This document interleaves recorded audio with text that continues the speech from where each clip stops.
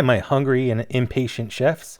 Welcome to Recipe Specialty, where we show you how to make a variety of recipes from eggs to eggceptional. Today I'm going to share with you how I make instant ramen. For this, all you need is the instant ramen packet and an egg, plus water. With that said, let's get cooking.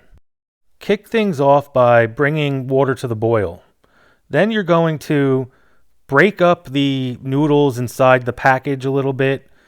Some people add them in without breaking them. I find the noodles are too long with doing it that way, so I break them up a little bit. Then tear that bad boy open, add the noodles to the pot of boiling water, and then some people say you're not supposed to add the flavor packet until the end. I just pour that bad boy in right away. I've added it at the end, I've added it at the beginning, I've added it halfway through. I can't tell a difference. One thing I can tell a difference on is I only use half the flavor packet. The whole thing is just way too much sodium. I have been eating this for almost 40 years now. This was something I ate growing up when we didn't have much in the fridge or pantry. I feel like almost all of us have been there. Nothing in the fridge, even after checking it 3 times. Maybe there's something you could make, but it would take an hour. You just want something warm and comforting and filling.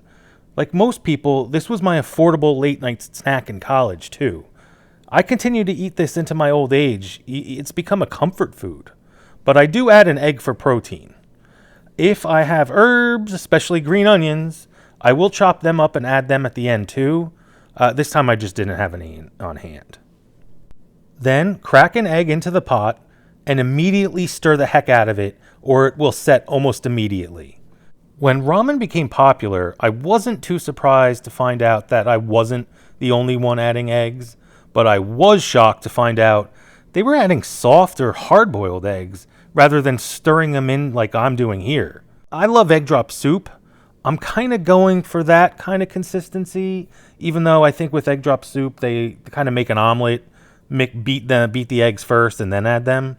I've tried adding the egg in whisked and slowly poured in to create ribbons, but I prefer the separation of the egg whites and the yolk the way I prepare it here, rather than the almost omelet beaten consistency. Now just let it boil for about 3 minutes. Stir occasionally to check on the eggs, and once it's done cooking, remove it to a bowl and let it cool down a little bit.